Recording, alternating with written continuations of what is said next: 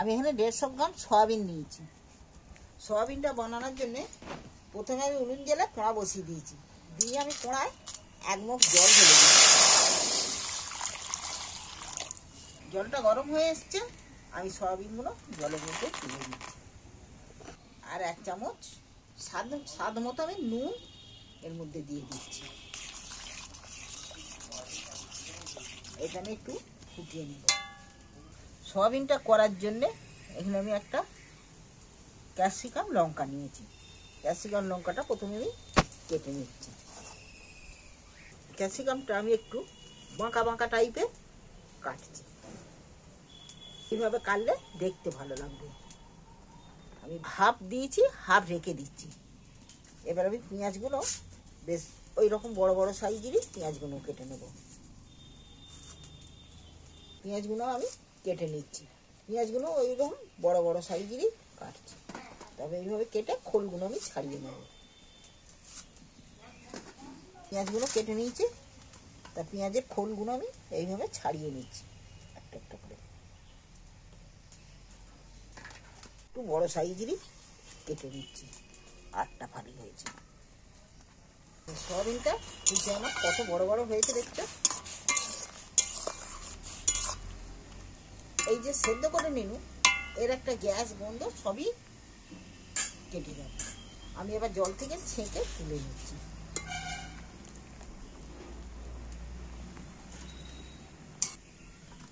একটু ঠান্ডা করে নিতে হবে। এইটা ঠান্ডা হয়ে গেছে, আমি নিংড়ে একটা জায়গার মধ্যে তুলে নিচ্ছি।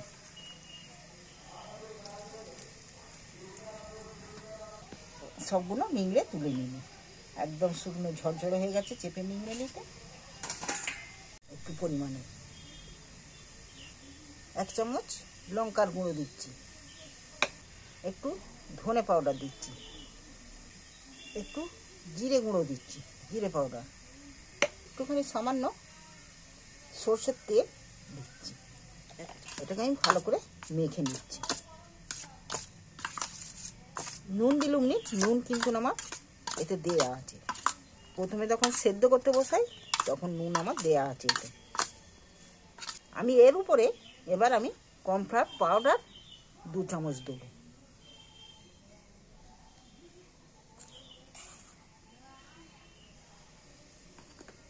এইটাকে আমি ভালো করে মেখে নিচ্ছি।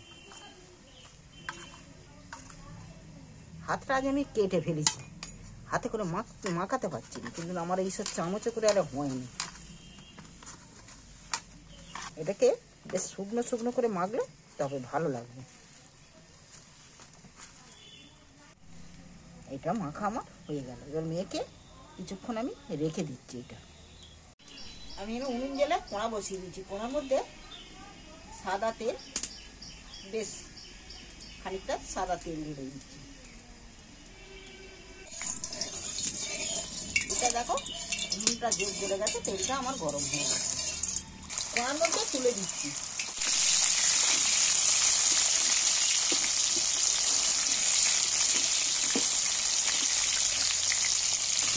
আর খুঁটিতেও লাগছে না, জোড়াচ্ছে না, ভাজা আমার হয়ে গেছে। এবার তুলে নিচ্ছি।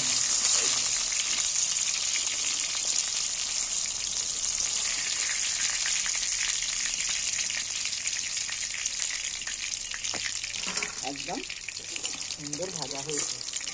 এগুলো ভাজাও কিন্তু খাওয়া যাবে। নুন সবই দেওয়া আছে, ঝাল, তেল, নুন, এগুলো ভাজাও খেলে খেতে পারবে। এরপর বাদ বাকিগুলো আমি দিয়ে দিচ্ছি। বাদ বাকি সয়াবিনগুলো যে ম্যারিনেট করাগুলো, বাকিগুলো দিয়ে দিচ্ছি তেলের মধ্যে। এখানে আমি ভালো করে নেড়ে চেড়ে তেলটার মধ্যে ভেজে নেব।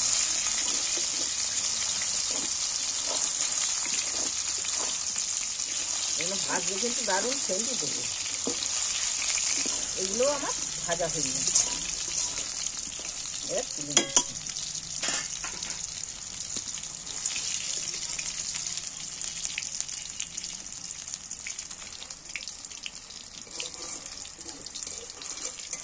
এগুলো চায়ের সাথে যা হবে না খেতে, পকোড়ার মতো হেভি লাগবে চায়ের সাথে। সয়াবিনগুলো যে ভেজে নিয়েছি সেই তেলেতেই এখানে দেখো ছোট ছোট করে আদা রসুন কুচিয়ে রেখেছি।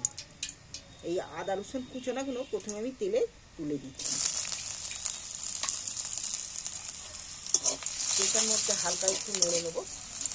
এতে খুব সহজেই জিনিসটা, এতে কোনো বাটাবাটি নেই, কিছুই নেই, কিন্তু খেতেও দারুণ খাবো, সহজেই বানানো যাবে। এবার পেঁয়াজগুলো তুলে দিচ্ছি। আদা রসুনটা সেন্ট উঠে গেছে, ভাজাও হয়ে গেছে। আর কাঠে রান্না করতে গেলে না একটু তাড়াহুড়ো করে করতে হয়, নুন বলে দিলে আর সামলানো যায়। দেখো এবার টমেটো আর ক্যাপসিকাম লঙ্কা আমি এর মধ্যে তুলে দিচ্ছি, দুটোই একই সাথে দিয়ে দিচ্ছি। এবার আমি একটু নাড়াচাড়া করবো। এর মধ্যে কিন্তু আমি এখন নুন দিচ্ছি। এই ক্যাপসিকাম লঙ্কা কিন্তু খুব ভাজতে করে না, হালকা একটু নেড়ে নিলেই হবে। আমি কিন্তু এখনো নুন দিইনি। নুন দিলে কি হবে, পেঁয়াজ ক্যাপসিকাম লঙ্কা দিয়ে এগুলো দিয়ে জল বেরিয়ে পড়বে। জল বেরিয়ে পড়লে তাহলে আর ভাজা ভাজা হতে চাইবে না, আর এটাকে খুব ভাজার প্রয়োজনও নেই। এবার আমি দিয়ে দিচ্ছি এখানে, এরপর দিচ্ছি তো বাটি এক বাটি সয়া সস দিয়ে দিচ্ছি। এবার এইটাকে আমি একটু নেড়ে চেড়ে দিয়ে দেবো।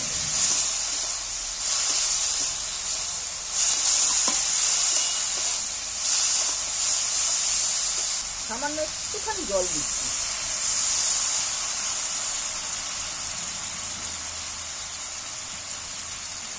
এই মশলাটার জন্য স্বাদ মতো প্রথমেই আমি দিয়ে দিচ্ছি নুন। এখানে কাশ্মীরি লাল লঙ্কা আমি একটু ব্যবহার করছি, তোমরা পারলে কাঁচা লঙ্কা দিলেও হয়ে যাবে। আর কি দিচ্ছি,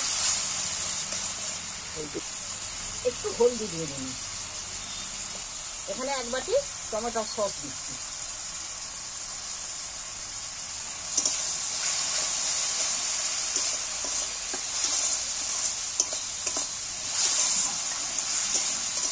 আবারও আমি জল দিব, কিন্তু যেগুলো দিন যে উপকরণগুলো দিন সেগুলো একটু ভেজে নিচ্ছি।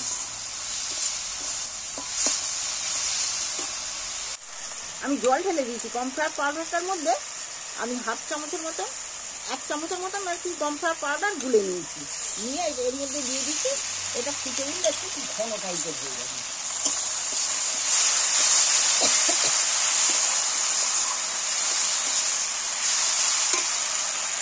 এবার আমি জল দিচ্ছি।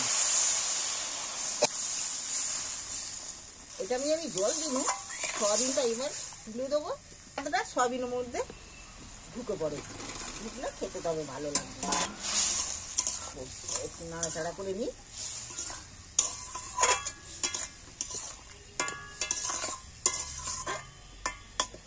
এটা ভালোভাবে সেদ্ধ হওয়ার জন্য আমি একটা কাঁচি চাপা দিচ্ছি।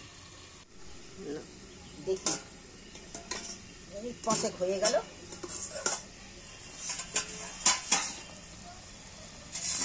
একদম রেসিপি রেডি। দারুণ, যেমন দেখতে লাগছে তেমন খেতেও লাগবে। আমি নামিয়ে নিচ্ছি, নাহলে ওতে তুলতে তুলতে আমার সব রসটা মরে যাবে। এই সয়াবিন চিলি কিন্তু খুব সহজেই বানানো যায়, দেখলে তো, কম খরচে। এইটা কিন্তু তুমি বাচ্চাদের করে দিবে, একদম প্রিয় তাদের হবে। আমি এবার গরম গরম পরিবেশন করো। তুমি এটা ভাত দিয়েও খেতে পারবে, রুটি দিয়েও খেতে পারবে। আর সয়াবিন তো বাচ্চাদের এখন অনেকই প্রিয়।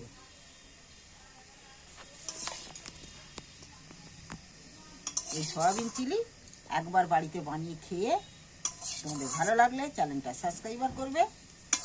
আর কেমন হয়েছে, কেমন করে খেলে কমেন্ট করে অবশ্যই জানাবে।